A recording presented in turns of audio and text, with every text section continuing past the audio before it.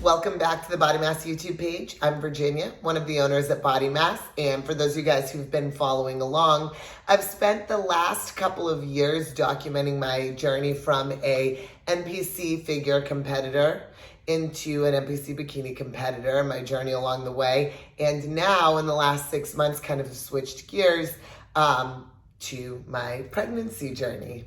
If you guys haven't watched any of those videos yet, I'll go ahead and link those above so you can check out some of those videos and kind of see what's brought me here.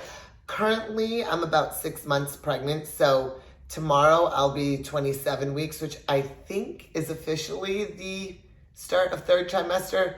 I'm not sure. You have all those apps and nothing's totally clear, but I think tomorrow at 27 weeks marks the start of the third trimester, which is a little bit crazy because it feels like, you know, it's kind of been going along slow and steady, and now you're in the final push, and I'm like, oh God, there's a lot of things I need to do.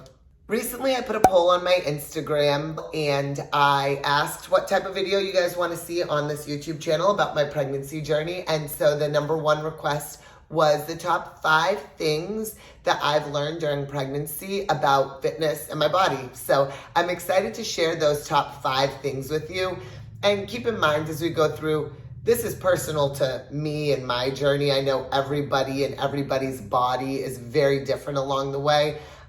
This is just the things that I've learned about me and my body. So for those of you guys who don't know, I've been a personal trainer for about 15 years now. I feel like I'm aging myself, 15 years for a while. And I've trained all types of clients, including pregnant and postpartum women. For a little over 5 years, I've been been certified in postpartum training and training pregnant women. It's a type of client who I really enjoy training for multiple reasons, but I think one of my favorite things is it really gives training these women, these moms-to-be and new moms, really gives women an opportunity to take care of themselves. I think during the entire pregnancy phase, but really especially once the baby is born and moving into motherhood, it's very, very hard to put yourself first. And so in working with these women, it's about them, their bodies, what they're capable of doing, and really giving time to themselves. So I'm excited to experience that a little bit myself.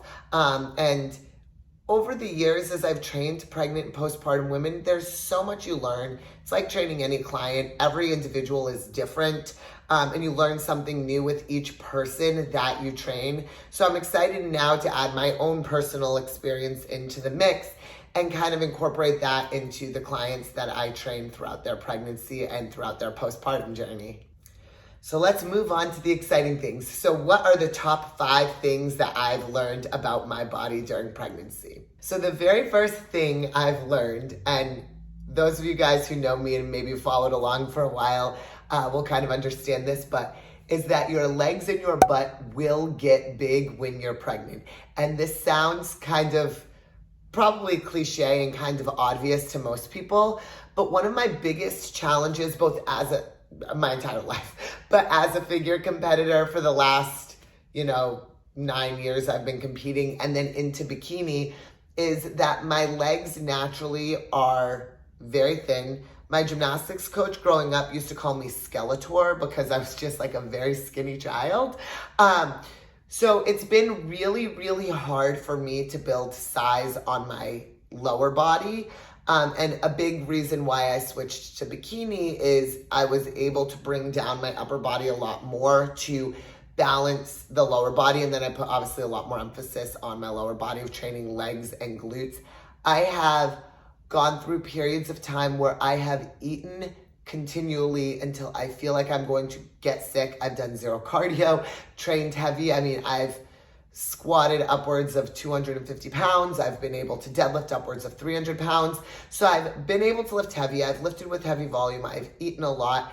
And the number one thing that's allowed my legs to grow, granted, it's not muscle, but they've gotten bigger, is being pregnant. So I've definitely felt, if you guys watch my last video, I definitely can feel the elastin hormones affecting my joints. The elastin is a hormone that's released during pregnancy, literally to help your body get ready for childbirth. But what it does is it allows the ligaments to stretch a little bit and the structural shape of your body and joints to change a little bit.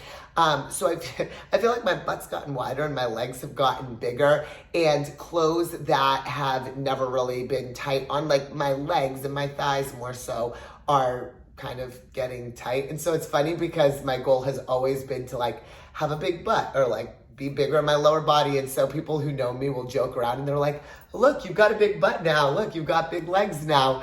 Obviously I know postpartum that will probably change. I know my body fat is up higher now. At this point, I've put on like, if I started out 141, I put on like 25 pounds. So far, obviously, a lot of that, as you guys can see, is through my belly, through my chest, but definitely some of that's in my legs. So I know that'll change postpartum. Typically for my workouts right now, I will do legs 1 to 2 times a week, just depending on how I'm feeling. More machine-based stuff, but I do some barbell stuff, some dumbbells, some kettlebell stuff. But yeah, that's the number one thing I've learned so far, is that your butt and your legs will grow during pregnancy, even if you've tried your entire life to get them to grow and they haven't been able to. The second thing that I've learned during my pregnancy journey about fitness, and this one is, I guess this is a little bit more of a serious topic, is that your journey is so personal. It doesn't matter what you read about or what you watch videos on. Your individual journey is going to be so personal. And I think that's one of the hardest things for myself. I'm kind of a type A person. A lot of people that live in the DC area are these type A people where we want to know, we want to have an idea, we want to like be able to be like, this is my game plan for the next 9 months throughout pregnancy, even if that means that you have to modify things. But me specifically, I want to know, I want to plan, and then I want to execute. And it's really had to be a learning lesson for me that every day is completely different with how my body feels. I may wake up one day and my hips and my joints feel great, and I can go to the gym and I can squat. I've done some barbell back squats, and there might be days that everything just feels like creaky and achy and kind of hurts when I move, and I might not be able to do the things that I normally do. And I go to the gym and I literally do body weight squats, and I go more through motions rather than like a hard, intense workout. And those could be 2 days back to back, and then on to the third day and feel completely different. And it's not necessarily a progressive linear change with the pregnancy. It's not, you start off feeling one way and then it's linear to the next way, positive or negative. It's been such a varying journey day to day. So I've really had to listen to my body and see how I feel. And sometimes it's in the moment. I might be doing a set of something and it doesn't feel great and I have to switch out that exercise, and that's okay. I've learned that I have to be adaptable to that. When it comes to something like prepping for a competition, everything is so drawn out and planned out. And, you know, I would go to the gym and this is my workout, and it doesn't matter if I'm tired, or it doesn't matter if I'm sore, it doesn't matter if I'm not in the mood to work out. That's what I would do because that's what was on the plan. Being pregnant which is maybe a good thing for me, has taught me to not necessarily follow a plan, but learn to adapt and learn to mold, especially when it comes to my workout. And maybe that's a good lesson for going into parenthood, is to be a little bit more flexible. So the second one has been learning to adapt and change with how my body feels on any given day and in any given moment.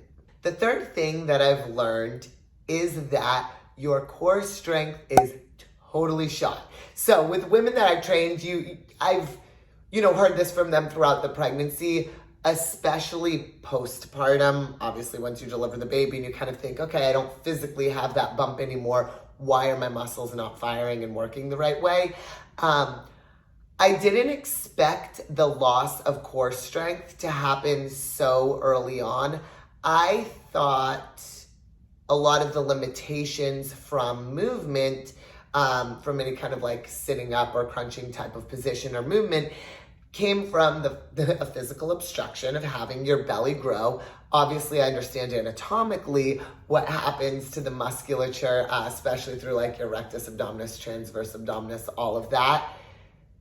I didn't expect it to change so much earlier than what the growth of my physical belly was, meaning I lost my core strength way before my belly actually started getting bigger. And this has, the times that I really noticed this aren't so much in the gym because, as I said previously, I'm learning to adapt and change as I need to in the moment. So I don't necessarily notice it at the gym because I'm not trying to do things that require crazy core strength because I'm listening to my body. My body's telling me, nah, that doesn't feel good. But I notice it in day-to-day of my life and my job. I mean, obviously things like when I'm teaching a workout and I go to stand up off of the ground in a way that I've always been able to demonstrate. Maybe I'm laying on my back, demonstrating an exercise for a client or a group. And normally I'm used to just kind of like sitting up and standing up. That ability got lost way sooner than I thought. I want to say if I'm about 27 weeks now, I mean, I probably lost that before 20 weeks, probably way before 20 weeks. But the loss of core strength or the loss of your core muscles to be able to do things that I've normally been able to do, sit up out of bed, get up off of the ground, obviously demonstrate some certain exercise, disappeared way before I ever assumed because of the fact that obviously the musculature is changing, moving, stretching. But I thought those muscles would still be able to fire to some degree. And it wasn't until your belly was physically obstructive that it became more problematic. I was wrong. I've not been able to do that stuff. So those of you guys who see me at Bodymass, or even if you watch some of my videos, there's a lot more grunting and groaning and having to hoist myself a lot more. So that was the third thing I've learned, is that your core strength goes long before your belly physically obstructs you. The fourth thing that I've learned during pregnancy is the importance of routine. As I had mentioned in the previous, I think the second thing that I've learned is I'm so used to having a set routine because I have an end goal. So because I have a competition coming up, I know that it's important to do this workout on this day and this workout on this day. What I'm not really good at in terms of being flexible and understanding is building my own routine because it's a good habit to get into.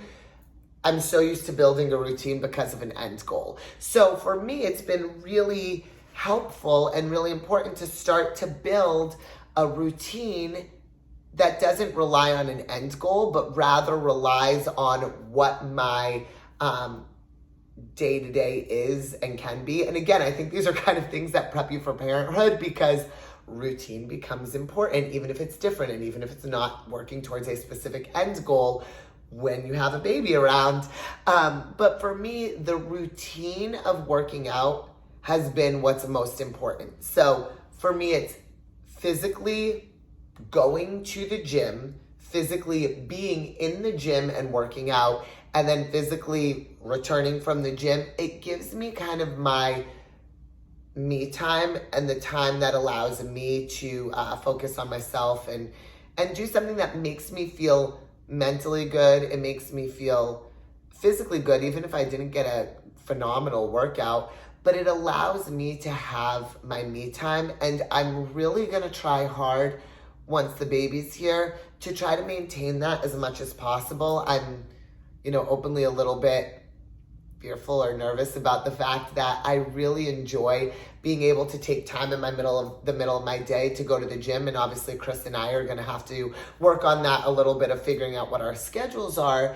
But it's a really important thing for me to be able to do, to have the routine of going to the gym. It's not what I'm doing at the gym. It's not how killer of a workout can I do and like how intense can I be, but walking to the gym, being at the gym, kind of listening to podcasts or music or YouTube videos that keep me excited and motivated. Some of them are educational things about childbirth.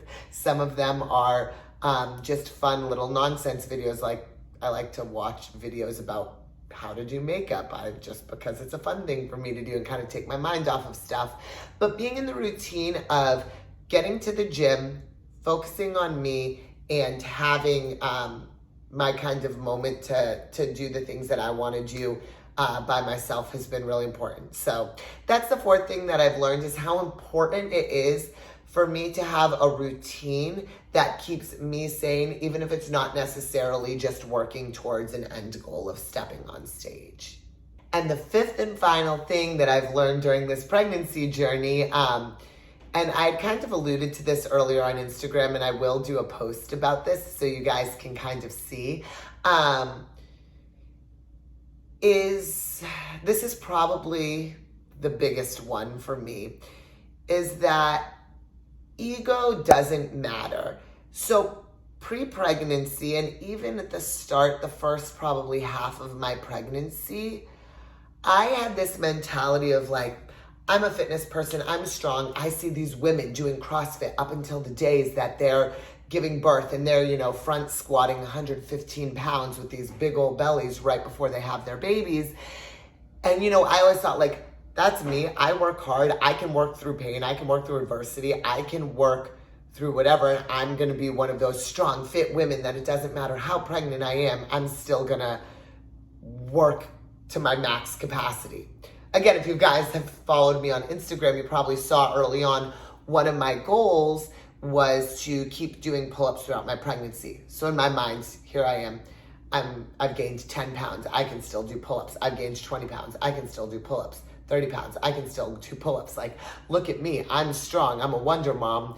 And it actually took, so there's a local pelvic floor physical therapist named Dr. Carrie Pagliano, and she and I follow each other on Instagram, and she posts so much good content about postpartum fitness, but it's mostly the postpartum side of it, not necessarily the pregnancy side of it. But one day I posted a video of myself doing pull-ups, and it was like a back angle, and she says to me, she says, hey, can you send me a video of the front side of you without your shirt on, like just in your sports bra, so I can see, number one, your breathing patterns during your lifting, and number two, like what happens to your belly when you're lifting.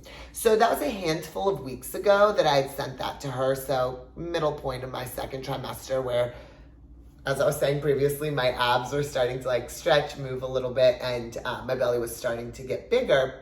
So I sent her the video, and she said in an extremely professional, extremely like kind-hearted way to me, but she said, you notice that coning and that doming that's happening in your abdomen. So those of you who've been pregnant before know what I'm talking about. But if you were to kind of put force through your abdomen, so if you were to kind of like do a plank position or a push-up position, or even lean back and kind of quote unquote engage your abdominal muscles, or what you would do to engage your abdominal muscles, and you see the midsection of your belly, the nice like rounded part of your belly, I'm trying to make this with my hands, start to kind of peak a little bit, that's that coning, or that's that doming position. And what happens there is you put a lot of pressure through the midsection of your abdomen, kind of exaggerating the separation and creating more of a risk of diastasis recti down the line, or that splitting of the abdominal wall.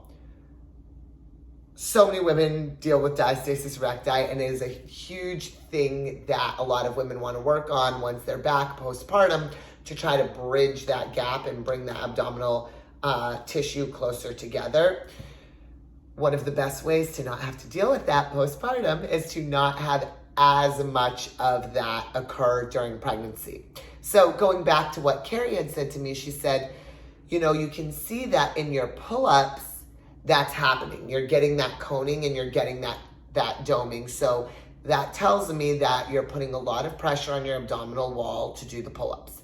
And the thing that she had mentioned that stuck with me so clearly, and I feel like will always stick with me, is she never had a woman postpartum come to her and say, throughout my pregnancy, I wish I had lifted heavier. I wish I had done more weight. I wish I had done more pull-ups. But she has a lot of women who come to her postpartum who say, I wish I had known that I should have done the things during my pregnancy to try to reduce my risk of diastasis recti.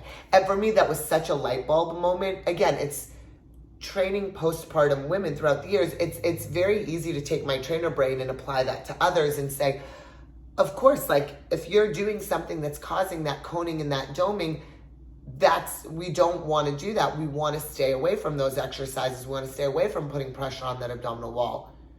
And here I am, not even thinking, when I'm doing pull-ups, I'm not even thinking about the pressure that goes into my abdominal wall. I'm thinking about like, how many pull-ups can I still do? And I weigh 20 pounds heavier now. Can I still do pull-ups? So it's kind of checking my ego at the door and thinking it doesn't matter what I'm physically capable of or not physically capable of during my pregnancy.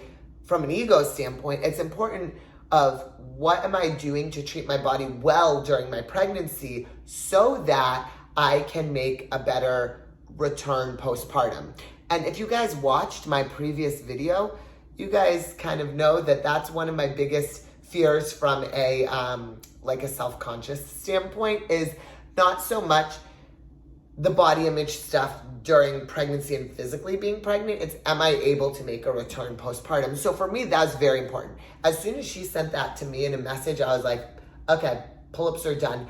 And now I am putting much more of an emphasis on everything that I'm doing and the potential pressure that it creates on my abdominal wall. So I don't do planks, I don't do push-ups, I don't do dead bugs, I don't even really demonstrate them now at the gym, because I know those will put a lot of pressure on that midline, creating more of a risk of diastasis recti down the line. But now, based off of the guidance of Carrie, I am thinking about it a lot more with anything that's overhead. That's what she had told me, is like when you're going overhead, that's a time where there's a lot of pressure on the abdominal wall. So if you're getting that coning and that doming, that's what you need to keep an eye out for and find a way to create a modification for that exercise or work on certain breathing techniques to help create improvements during that exercise. So now I'm actually standing in front of a mirror, literally looking at what's happening to my abdomen. And if I notice any coning or any doming, I literally will change my breathing pattern first. If that doesn't work, lower the weight second. If that doesn't work, then I'm done that exercise and I'll create a modification. I'm not gonna do reps and sets at that exercise, because to me, what comes after childbirth and after pregnancy is really important to what my hobbies are, what I like doing with competing, that I don't wanna risk that down the line.